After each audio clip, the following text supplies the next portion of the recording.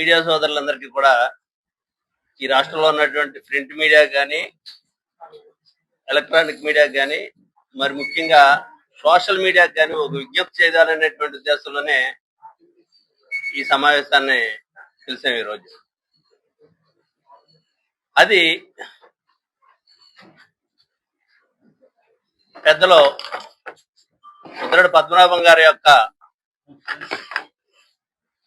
విషయం మీద రకరకాలైనటువంటి ఉదంతులు రాయటం, ఆయన యొక్క ఆరోగ్య పరిస్థితి బాగోపోని కారణం చేస్తే హాస్పిటల్కి వెళ్ళారు, ట్రీట్మెంట్ జరుగుతుంది.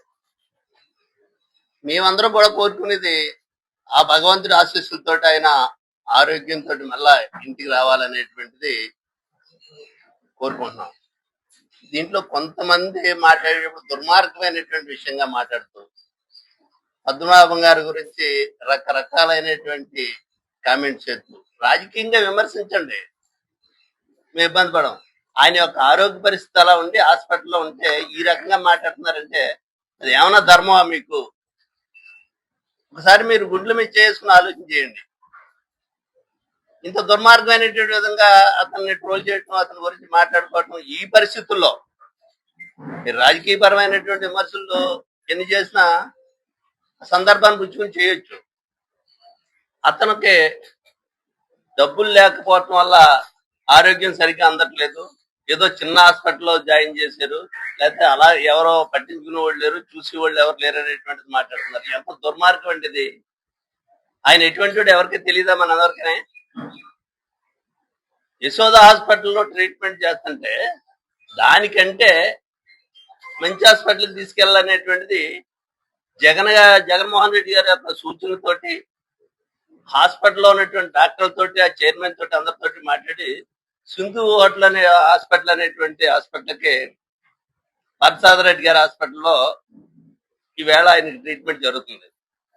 ఎప్పటికప్పుడు అమెరికాలో ఉన్నటువంటి డాక్టర్లతో కూడా మాట్లాడుతూ ఆయన ఆరోగ్య పరిస్థితి ఎప్పటికప్పుడు మానిటరింగ్ చేస్తున్నారు చాలా మంది. మరి అటువంటి పరిస్థితుల్లో ఆయన జగన్మోహన్ రెడ్డి గారు చూడటానికి రాలేదని ఒకళ్ళు మాట్లాడి ఆయనకి తీరిక లేదని, లేకపోతే ఆయన ఆరోగ్యాన్ని హాస్పిటల్కి ఎవరికో ఎక్కడో విజయవాడలో చచ్చిపోయిన అతనికి డబ్బులు ఇవ్వడానికి ఉన్నాయి కానీ ఈయన ఆరోగ్యానికి తీసుకెళ్తున్నారు డబ్బులు లేవు అనేటువంటిది ఎంత దుర్మార్గమైనటువంటి మాటలు మాట్లాడుతారో ఒకసారి మీ మనస్సాక్షికి చెప్పుకోండి, ప్రజలకు చెప్పక్కర్లేదు మీరు. ఇది ధర్మం అసలు పద్మనాభం గారు అనేటువంటి వ్యక్తి ఏ రకమైనటువంటి నిజాయితీగా ఉంటాడు అనేటువంటిది మనం ఎవరు చెప్పక్కర్లేదు, అందరికీ తెలిసినటువంటి విషయం. ఆయన తండ్రి ముద్రగడ ఈర్రాఘవులు గారు ఎమ్మెల్యే చేశారు, కిర్లంపూడి మున్సిపల్ గారు ఆయన. ఆ తర్వాత ఆ తాతగారు మున్సిపల్ గారు, ఆ తర్వాత ఈయన ఎమ్మెల్యేగా చేశారు, మంత్రిగా చేశారు, అనేక సార్లు ఎమ్మెల్యే చేశారు, మంత్రి చేశారు, ఎంపీ చేశారు. ఆయన ఒక పద్మనాభం గారు, ఒక రాజశేఖర రెడ్డి గారు, ఒక చంద్రబాబు నాయుడు గారు, వీళ్ళందరూ ఒక బ్యాచ్ లో 78లో ఎమ్మెల్యేలు, వీళ్ళంతా కూడా. మరి వీళ్ళతోటి ఎమ్మెల్యేలు చేసినోడు ఈవేళ 2 ఎకరాల ఆస్తితో వచ్చినటువంటి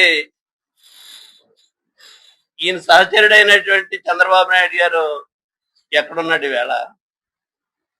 అంటే అదృష్టాన్ని ఎవడో ఏమీ కాదనిలే మనం, కానీ దుర్మార్గమైనటువంటి విధంగా ఈ ఈ ఇల్లో మీడియాకి అలవాటు ఇది.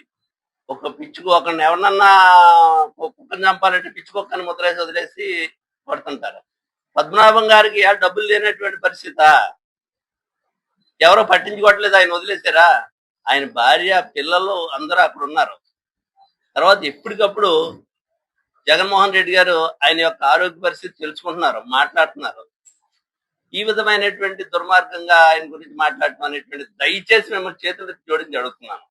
ఈ విషయమైనటువంటి ఆయన తిరిగి వచ్చి ఆరోగ్యంగా ఉన్న తర్వాత మీ ఇష్టం వచ్చినట్టు రాజకీయాలు చేయండి, ఆయన మీద మాకేమీ అభ్యంతరం లేదు, ఆయన సమాధానం చెప్తున్నాడు.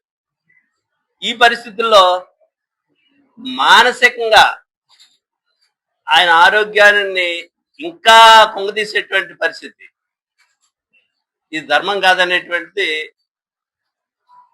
రాజకీయం కోసం ఇంత దిగజారిపోవాలన్నటువంటి పరిస్థితి లేదనేటువంటిది ఒకసారి ఇటువంటి రాజకీయాలు చేసి ఇటువంటి ట్రోలింగ్ చేసే వాళ్ళందరూ కూడా ఒకసారి విజ్ఞప్తి చేస్తున్నాను నేను. రాజకీయాలు చేసే టైం వచ్చినప్పుడు చెయ్యండి. ఇది మంచి పద్ధతి కాదు. దయచేసి ఆయన ఆరోగ్యంగా ఉన్నాడో తొందరగా ఇంకా ఆరోగ్యంగా కోలుకుని ఇంటికి రావాలనేటువంటిది మనం అందరం కూడా కోరుకున్నాం. ఒకప్పుడు పద్మనాభం గారు అంటే ఈ రాష్ట్రంలో కాపుల్లో మా సామాజిక వర్గంలో ఎవరైనా ముఖ్యమంత్రి అయ్యేటువంటి స్థాయి ఉందంటే రంగా గారిని వాళ్ళు మట్టిపెట్టిన తర్వాత రంగా గారిని ఈ రాష్ట్రంలో ఎప్పుడైనా ఇటువంటి వ్యక్తి ఉంటే ఈ రాష్ట్రానికి ముఖ్యమంత్రి అవుతాడనేటువంటి ఒక దూరదృష్టితో ఆలోచించి ఎప్పుడో మా ఆశల మీద నీళ్లు జల్లారు వాళ్ళు.